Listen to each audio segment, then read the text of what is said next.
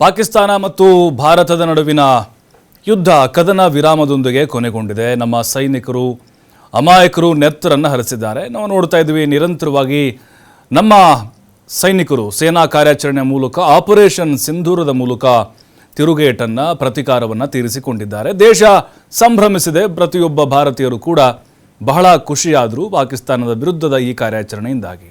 ಆದರೆ ಇದೇ ವಿಚಾರ ಈಗ ಆಪರೇಷನ್ ಸಿಂಧೂರ ಇದೆ ಅಲ್ವಾ, ಅನುಕೂಲಕರ ಸಿಂಧೂರ ಆಗುತ್ತಾ ಇದೆ ರಾಜಕೀಯ ಪಕ್ಷಗಳಿಗೆ. ಅದರಲ್ಲೂ ಬಿಜೆಪಿ ಚುನಾವಣಾ ಸರಕಾಗಿ ಈ ಸೇನಾ ಕಾರ್ಯಾಚರಣೆಯನ್ನು ಬಳಸಿಕೊಳ್ತಾ ಇದೆ ಅನ್ನುವಂಥ ಆರೋಪ ಕಾಂಗ್ರೆಸ್ನದ್ದು.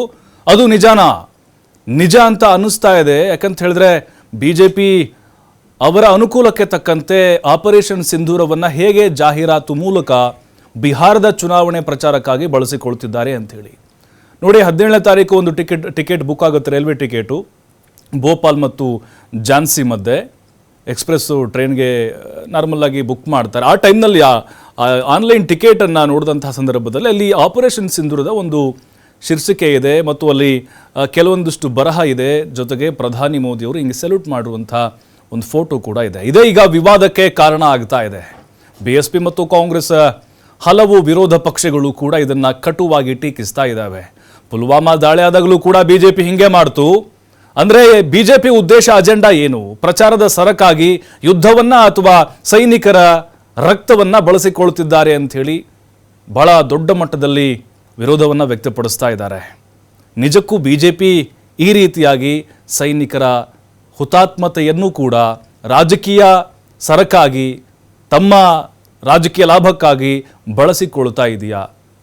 ಇದು ಕೂಡ ರಾಜಕೀಯ ಪಕ್ಷಗಳ ಪ್ರಶ್ನೆ ಅಷ್ಟೇ ಅಲ್ಲ, ಪ್ರತಿಯೊಬ್ಬ ನಾಗರಿಕರು ಕೂಡ ಇದನ್ನು ಪ್ರಶ್ನೆ ಮಾಡಬೇಕು. ಯಾಕಂದರೆ ದೇಶದ ಸಮಗ್ರತೆ ಭದ್ರತೆ ಅಂತ ಬಂದಾಗ ಅದರ ಕ್ರೆಡಿಟ್ ಏನಿದೆ ಅಲ್ವ, ಅದೆಲ್ಲವೂ ಕೂಡ ನಮ್ಮ ಭಾರತೀಯ ಸೇನೆಗೆ ಸಲ್ಲಬೇಕು.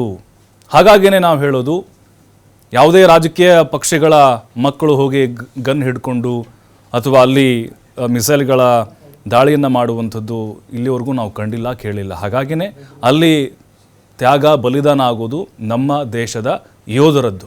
ಹಾಗಾಗಿ ಇದರಲ್ಲಿ ರಾಜಕೀಯವನ್ನು ಯಾರೂ ಕೂಡ ಒಪ್ಪೋದಿಲ್ಲ.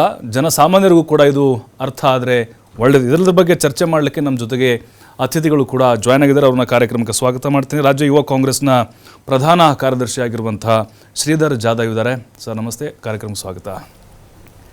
ಸರ್, ನೋಡ್ತಾ ಇದ್ದೀವಿ, ನೀವು ನೋಡಿರ್ಬೋದು ಆ ಟಿಕೆಟನ್ನು. ಮೋದಿ ಸೆಲ್ಯೂಟ್ ಮಾಡೋದಿದೆ, ಹಿಂದಿಲಿ ಒಂದೆರಡು ಲೈನ್ ಬರೆದಿದ್ದಾರೆ, ಭಯೋತ್ಪಾದನೆ ವಿರುದ್ಧ 5 ವರ್ಷ ನಮ್ಮ ಸಮರ ಅಂತ. ಈ ರೀತಿಯಾಗಿ ಬಿಹಾರ ಚುನಾವಣೆ ಕೂಡ ನವೆಂಬರಲ್ಲಿ ಬರ್ತಾ ಇದೆ. ಬಹಳ ಕ್ಲಿಯರ್ ಆಗಿ ನಿಮ್ಗೆ ಅನ್ನಿಸ್ತಾ ಇದೆಯಾ ಇದು ನಮ್ಮ ಸೇನಾ ಕಾರ್ಯಾಚರಣೆ ಏನಿದೆ ಅದು ಬಿಜೆಪಿಯ ಚುನಾವಣಾ ಸರಕಾಗಿ ಬಳಕೆಯಾಗ್ತಿದೆ ಅಂತ? ನೋಡಿ, ಚುನಾವಣೆ ಅಂದರೆ ಈ ದೇಶ ಯಾವತ್ತು ಚುನಾವಣೆಯ ವ್ಯವಸ್ಥೆ ಈ ದೇಶಕ್ಕೆ ಬಂತು ಅವತ್ತಿನಿಂದ ಕೂಡ ಕಾಂಗ್ರೆಸ್ಸು ಚುನಾವಣೆಗಳನ್ನು ಎದುರಿಸಿದೆ, ಬೇರೆ ಪಕ್ಷಗಳನ್ನು ಎದುರಿಸಿದೆ. ಆದರೆ ಕಾಂಗ್ರೆಸ್ನ ಸಿದ್ಧಾಂತ, ಕಾಂಗ್ರೆಸ್ನ ಚುನಾವಣಾ ಪ್ರಕ್ರಿಯೆ ಇದೆ, ಈ ದೇಶದ ನೆಲ ಜಲದ ಅಭಿವೃದ್ಧಿ ವಿಚಾರದಲ್ಲಿ, ಈ ದೇಶದ ಏನು ಅಭಿವೃದ್ಧಿ ವಿಚಾರದಲ್ಲಿ, ಮತ್ತೆ ದೇಶವನ್ನ ಯಾವ ರೀತಿ ಅಭಿವೃದ್ಧಿ ಪಡಬಹುದು, ಜನಸಾಮಾನ್ಯರಿಗೆ ಏನು ಬೇಕು ಅನ್ನೋದನ್ನ ಕಾಂಗ್ರೆಸ್ ಬಹಳ ದೂರ ದೃಷ್ಟಿಕೋನ ಇಟ್ಕೊಂಡು ಪ್ರತಿಯೊಂದು ಚುನಾವಣೆಯಲ್ಲೂ ಕೂಡ ಆ ಒಂದು ಚುನಾವಣೆ ಪ್ರಕ್ರಿಯೆ ಯಾವ ರೀತಿ ನಡೆಸಬೇಕು ಅನ್ನೋದನ್ನ ಒಂದು ಕಟ್ಟುನಿಟ್ಟಾಗಿ ಕ್ರಮಬದ್ಧವಾಗಿ ನಡೆಸ್ಕೊಂಡು ಬರ್ತಾ ಇದೆ. ಇತ್ತೀಚಿನ ದಿನಗಳಲ್ಲಿ ಏನಾಗಿದೆ ಅಂದ್ರೆ, ಒಂದು ಮಾತ್ರ ನೀವು ಗಮನಿಸಬೇಕು, ಹಿಂದೆ ಕೂಡ ಸಾಕಷ್ಟು ಬೇರೆ ಪಕ್ಷಗಳು ಕೂಡ ರಾಜ್ಯದಲ್ಲಿ ಅಧಿಕಾರಕ್ಕೆ ಬಂದಿದೆ, ಈ ದೇಶದಲ್ಲಿ ಅಧಿಕಾರಕ್ಕೆ ಬಂದಿದೆ. ಎಂದೂ ಕೂಡ ಇಂತಹ ಘಟನೆಗಳು ನಡೆದೇ ಇರುವಂತಹ ಸಂದರ್ಭ ಕೂಡ ನಮ್ಗೆಲ್ಲರಿಗೂ ಗೊತ್ತಿದೆ. ಆದರೆ ಇತ್ತೀಚಿನ ದಿನಗಳಲ್ಲಿ ಏನಾಗಿದೆ, ರಾಜಕೀಯ ಲಾಭಕ್ಕೋಸ್ಕರ ಈ ದೇಶವನ್ನ, ಈ ದೇಶದ ಸಂಸ್ಕೃತಿಯನ್ನ, ಈ ದೇಶದ ಧರ್ಮವನ್ನ, ಈ ದೇಶದಲ್ಲಿ ಏನೇನಿದೆ ಎಲ್ಲವನ್ನ ತಗೊಂಡೋಗಿ ಚುನಾವಣೆಯ ಮಧ್ಯದಲ್ಲಿಟ್ಟು ಲಾಭವನ್ನು ಪಡೆಯುವಂತಹ ಉದ್ದೇಶಗಳು ಬಹಳ ಸ್ಪಷ್ಟವಾಗಿ ಇತ್ತೀಚೆಗೆ 2014 ನಂತರ ಅಂತೂ ಬಹಳ ಎಲ್ಲ ಜನಸಾಮಾನ್ಯರಿಗೂ ಗೊತ್ತಾಗಿದೆ, ಎಲ್ಲರಿಗೂ ಗೊತ್ತಾಗಿದೆ. ಈ ಒಂದು ವಿಚಾರ ಎಲ್ಲೋ ಒಂದ್ ಕಡೆ ಈ ದೇಶಕ್ಕೆ ಮಾರಕ ಆಗ್ತದೆ ಅನ್ನೋದು ಕೂಡ ಎಲ್ಲ ಗಮನಿಸಬೇಕಾಗಿದೆ. ಯಾರ್ಯಾರು ಸುಮ್ಮನೆ ಕೂಡ ಇಲ್ಲ, ದೇಶದ ನಾಗರಿಕರು ಕೂಡ ಪ್ರತಿಯೊಬ್ಬರು ಕೂಡ ಗಮನಿಸ್ತಾ ಇದ್ದಾರೆ. ಯಾವುದು ಅವಶ್ಯಕತೆ ಇಲ್ಲ ಸರ್, ಯಾವುದೂ ಅವಶ್ಯಕತೆ ಇಲ್ಲ. ನೀವು ಚುನಾವಣೆಗೆ ಇಂಥ ವಿಚಾರಗಳನ್ನ ಬಳಸ್ಕೊಳ್ತಾ ಹೋದ್ರೆ ಸಾಕಷ್ಟು ವಿಚಾರಗಳಿದೆ ಸರ್, ಸಾಕಷ್ಟು ದೇಶದ ಅಭಿವೃದ್ಧಿ ಆಗುವಂತಹ ವಿಚಾರಗಳಿದೆ.